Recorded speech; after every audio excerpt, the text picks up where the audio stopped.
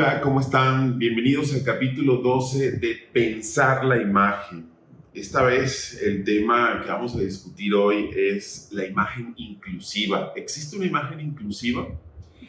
Pero antes de empezar sobre este polémico tema, quería invitarlos a que nos escuchen o a que se suscriban a este canal si es de su interés y pues si lo consideran, por supuesto.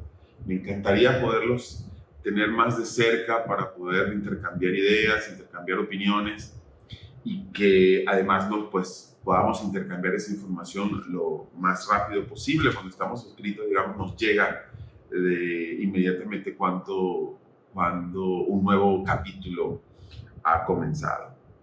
Sea en Spotify, sea en Google Podcast, o sea en Apple Podcast, o preferiblemente aquí en YouTube. Bueno, mi nombre es Marcel del Castillo. Los invito también a seguirnos por las redes: Instagram, Marcel del Castillo, y en Twitter, Mar del Castillo, y en TikTok también ahora, donde estaremos compartiendo ideas cortitas sobre el tema de pensar la imagen. Pues bueno, vamos, comenzando de una vez sobre la idea de lo inclusivo. Todo este tema que ha estado dando vueltas estas últimas semanas, bueno, muchísimo tiempo, pero especialmente estas últimas semanas, sobre todo referente al lenguaje, el lenguaje inclusivo, y un lenguaje que nos remite, o esta idea de lo inclusivo que nos remite específicamente a los géneros, ¿no? A los pronombres, a los géneros, a lo femenino, y se une con esta gran discusión de los últimos tiempos que tiene que ver con fuerza que ha tomado desde hace ya algunos años el feminismo, con esta idea del patriarcado, también este tema a eso se ha unido esta lucha de la comunidad LGBT+, y bueno, nada, yo queriendo trasladar eso un poco a la imagen. ¿Qué papel ha cumplido la imagen técnica, ¿no? En este caso la fotografía, porque hablar de lo femenino o hablar de los géneros desde la imagen pues es muy amplio y posiblemente se haya muchísimo de eso desde tiempos inmemorables, pero ¿qué papel ha cumplido la fotografía en eso? La fotografía, esta suerte de técnica más reciente, desde su origen, ¿qué papel ha cumplido, no? Y posiblemente la fotografía haya cumplido un papel bastante antipático. Es decir, ha sido de alguna manera un gran colaborador o posiblemente ha sido un gran colaborador para generar estas exclusiones, estas lecturas colonizadoras sobre lo femenino o sobre el tema de los géneros. Y eso, hay que decirlo, que tiene que ver mucho con la misma genealogía de la fotografía. Es decir, la fotografía genealógicamente, la constitución genealógica de la fotografía es excluir. ¿Por qué? Porque la fotografía enmarca. Y cuando enmarca, sea desde el sentido directo, que es la cámara fotográfica, el lente que enmarca algo, se circunscribe algo en específico, pero también la mirada enmarca, también el pensamiento que está detrás de eso enmarca. Por lo tanto, la fotografía solamente es capaz de registrar o de capturar pequeños marcos, fragmentos de cosas. Y si la fotografía lo que ha hecho es enmarcar y por lo tanto excluir, y forma parte de su genealogía, entonces posiblemente la pregunta no sea preguntarnos, bueno, ¿por qué excluye? Porque bueno, forma parte de su constitución la fotografía. El tema es qué ha excluido, qué excluye y por qué lo ha excluido. Okay, más allá de sus razonamientos técnicos, de su constitución técnica. ¿Por qué en términos de mirada, por qué en términos de pensamiento la fotografía ha excluido? ¿Y por qué podemos nosotros decir esto? Porque pudiéramos hablar, pues la fotografía, conocemos el mundo gracias a la fotografía. fotografía, conocemos a nuestros antepasados desde el siglo XIX hasta acá gracias a la fotografía, conocemos hechos a partir de la fotografía, guerras, sublevaciones, revoluciones, eventos culturales, arquitectónicos, sociales, manifestaciones de la naturaleza, todo lo conocemos a partir de la fotografía.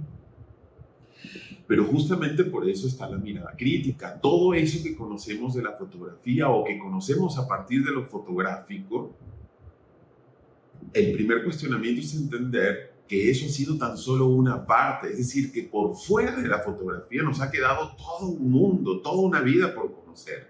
Algo ha quedado completamente fuera.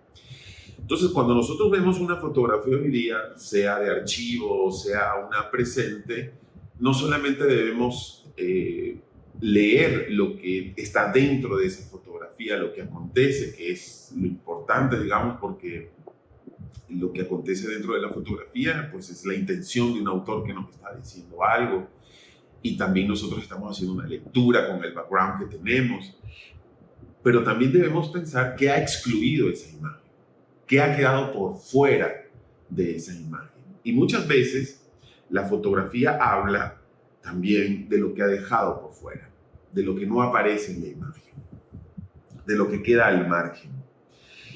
Si hacemos una revisión, digamos, de cuál ha sido la estrategia de exclusión de la fotografía desde sus comienzos, podemos decir que la primera gran exclusión de la fotografía es su historia misma. Es decir, la fotografía, el acontecimiento, el invento de la fotografía pasa por la exclusión. Es decir,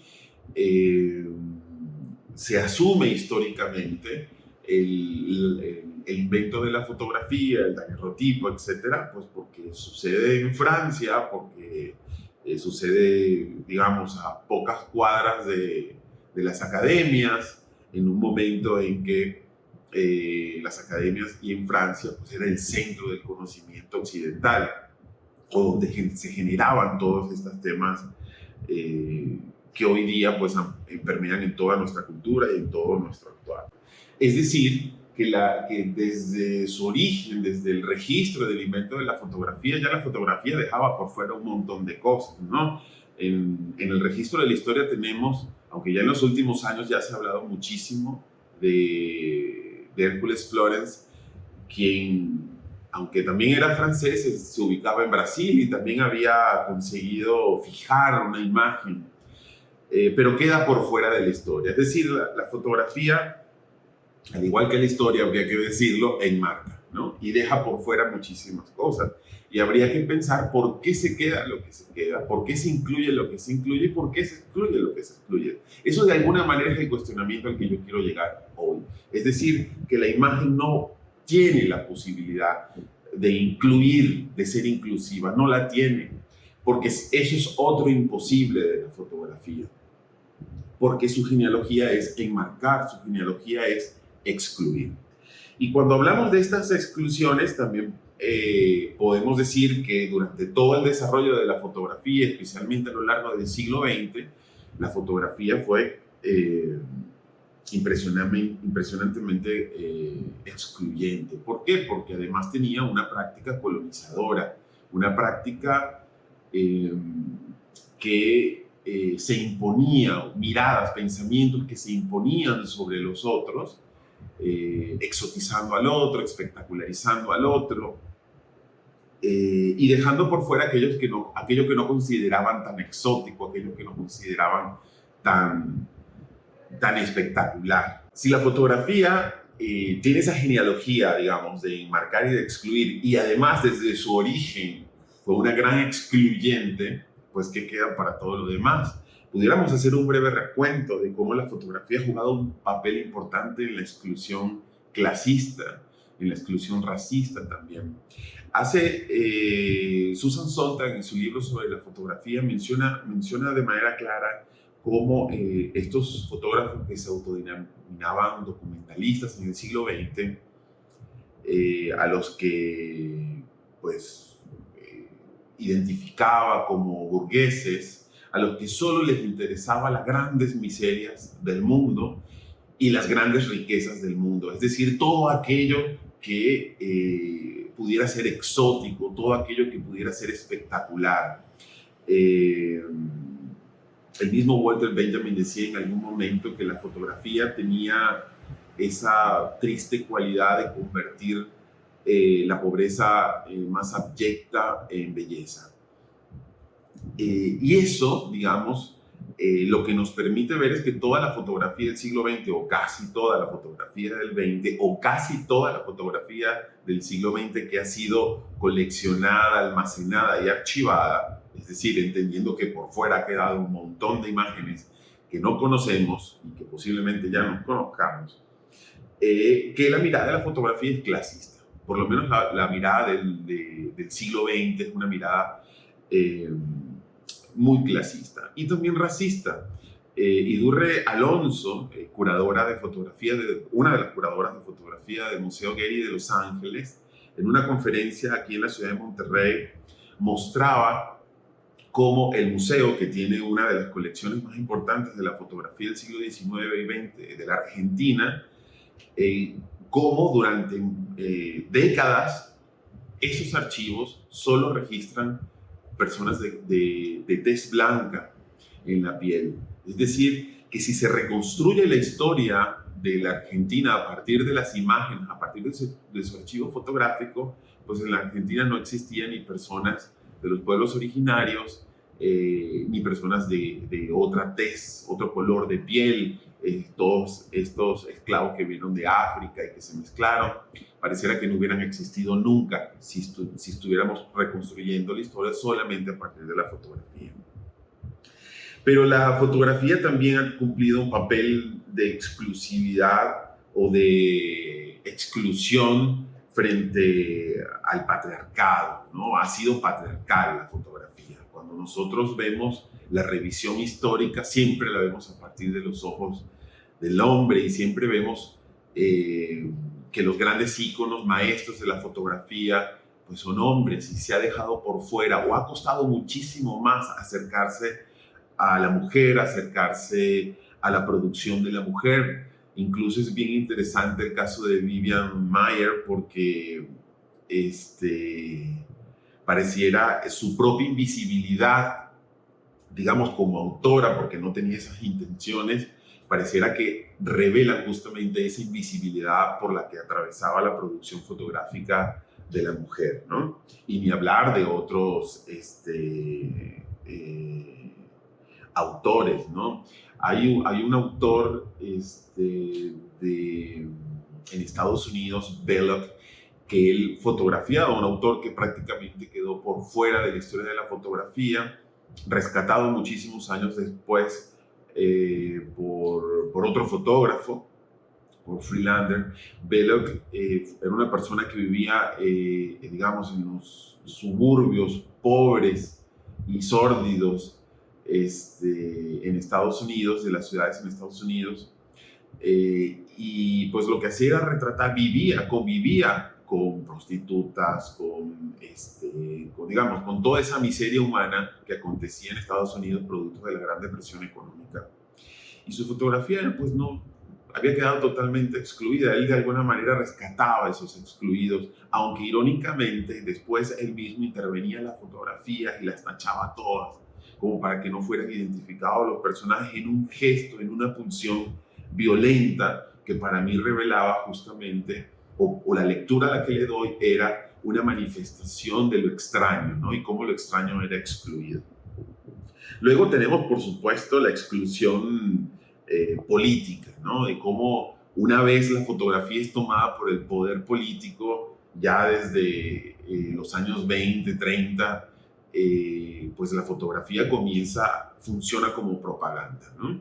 Y de hecho vemos muchos trabajos del siglo XX que fueron encargados por gobiernos, tanto el de Estados Unidos como el de Alemania en algún momento, simplemente para crear una realidad construida, ¿no? Que terminaba funcionando como propaganda y que esa realidad terminaba excluyendo muchísimo.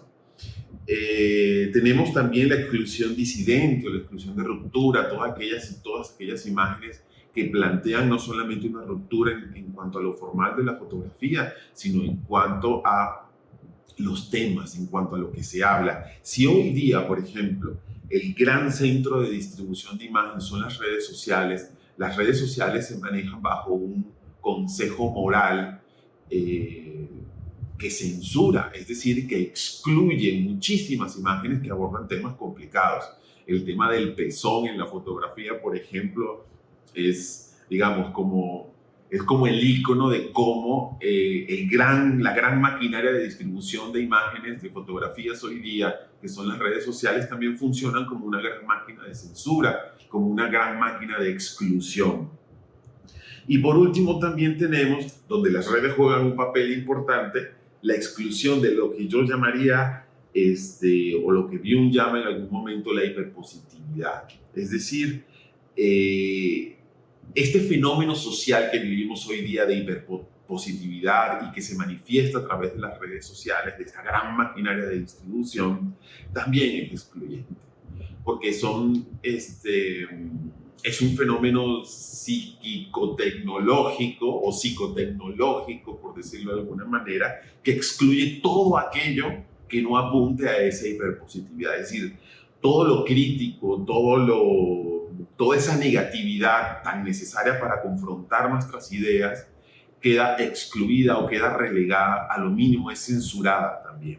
Por lo tanto, la fotografía es prácticamente sinónimo de exclusión.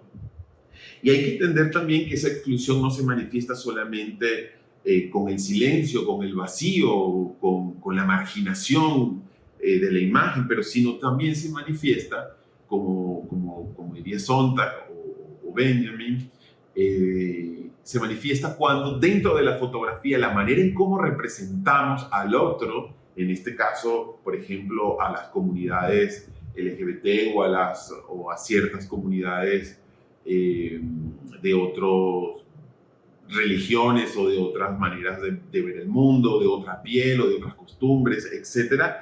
Esa manera de representarla exótica, de representarlo como freak, como locos, como algo apartado del mundo normal y real, entre comillas, también es una forma de exclusión, ¿no? En este punto también hay que decir ¿qué significa esa exclusión? ¿Hacia dónde nos lleva la exclusión en la fotografía? ¿Hacia dónde nos lleva la exclusión en la imagen? Y tendríamos que decir entonces que la imagen hoy día, a partir de esa gran maquinaria de distribución que tiene, pareciera que lo único que busca es complacer. La imagen ser complaciente. Y no solamente desde la producción, sino desde la lectura. Pareciera que lo único que queremos ver es la imagen que complace nuestras ideas. Es la imagen que se acomoda solamente a nuestra manera de ver el mundo y de leer el mundo. Es decir, buscamos esa imagen de lectura fácil, esa imagen promotora de likes, que nos llevan a esto que planteaba Byung-Chul Han del desierto del igual, ¿no? Ese gran desierto del igual que, donde, o mejor dicho, concebimos al otro o a esas otras maneras de ver al mundo de una manera seca, árida, a la cual no nos queremos acercar. Es decir, ese desierto termina anulando cualquier germinación de lo distinto, cualquier germinación de la diversidad, la anula ese desierto del igual en el que estamos hoy día y que en la fotografía es un gran promotor y lo podemos ver claramente. Siempre digo, y a lo mejor lo voy a repetir en muchos podcasts, cómo la fotografía termina siendo hoy día una gran homogenización. Es decir, si vamos a representar al otro en una comunidad apartada en China o vamos a representar al otro en una comunidad apartada en México, termina siendo la representación igual. Y no entendemos que esa representación se manifiesta igual porque estamos en ese desierto del igual. Hay una línea conectora formal, técnica, pero también de pensamiento, también de mirada, que estandariza el pensamiento y estandariza la mirada. Y por supuesto, por consecuencia, estandariza la manera de ver al otro. Byung-Chul Han, en su libro La expulsión de lo distinto, dice: la proliferación del igual es lo que constituye las alteraciones patológicas de lo que está en el cuerpo social actualmente. Es decir, él habla como este desierto del igual, como esta proliferación del igual que se manifiesta en las imágenes, nos lleva a estas patologías que hoy día tenemos de atención, de depresión, de ansiedad, y que de alguna manera, para decirlo en palabras de Jung, o mi lectura sobre las palabras de Jung, es la pandemia de nuestro tiempo. Es decir, no es el COVID la pandemia de nuestro tiempo. La pandemia de nuestro tiempo es la depresión, y que no se genera solamente por acontecimientos individuales y personales, sino que se genera porque estamos viviendo un entorno social, entre otras cosas, que busca hacia lo igual y que expulsa lo extraño, lo rechaza, lo repele. Las imágenes nos funcionan en las redes sociales para acumular amigos, likes y seguidores que piensan igual. Es decir, esta maquinaria de distribución lo que hace es juntarnos con lo mismo, juntarnos con lo igual. Entonces, cuando nosotros entramos a las redes, lo que estamos entrando es una burbuja. Lo que estamos entrando es a una isla social, una logia, a un gueto, a un club de cómo se mira, cómo se piensa el mundo, pero desde la imagen también de cómo se ve y cómo se representa ese mundo. Estas mismas imágenes que nos ayudan a marcar un cortafuego con lo distinto, con lo que se nos opone. Es decir, esas imágenes que vemos, con las que nos sentimos cómodas, aquellas a las que les damos like, de alguna manera terminan conformando un cortafuego que nos protege, por supuesto entrecomillado, nos protege de lo diferente, de lo distinto, de lo diverso, nos aleja, nos separa, y las posibles consecuencias de eso, creando una suerte, como diría Jung también, de bucle del yo. Entonces, realmente nos sentimos cómodos con aquellas imágenes que se conectan con nuestra manera de ver el mundo, con nuestra manera de pensar, con la que nos sentimos cómodos. Y esa comodidad, genera o recompensa la gran producción de imágenes comodificadas, tecnificadas, estandarizadas, que hoy día vemos a través de cualquiera de los medios. Adorno, un poco ya para terminar esta idea de hacia dónde nos lleva lo excluyente de la imagen técnica. Adorno dice, citado por Jung también, dice: quien percibe al mundo de otro modo que no sea como algo extraño, no lo percibe en absoluto. Es decir, la imagen técnica hoy día, o desde siempre, lo estamos hablando como a través del siglo XX, la historia del siglo XX, nos apartó en términos de clase, en términos de raza, en términos de ideologías políticas, en términos de estados de ánimo, etc. Eso nos aleja de lo extraño. Y lo extraño tiene un papel fundamental en nuestra sociabilidad como cuerpo social, en cómo nos relacionamos con los otros, con el vecino, con el migrante del otro país, con otras culturas, con otras religiones, cómo generar lazos humanos entre ellos. Lo extraño nos ayuda a construir lazos, nos ayuda a amplificar, a expandir nuestro conocimiento. Pero en el campo del arte, lo extraño es el ingrediente principal. Sin lo extraño pareciera que el arte no existiera. Sin lo extraño no tenemos a qué confrontarnos, no tenemos que presentar, no tenemos sobre qué sensibilizar.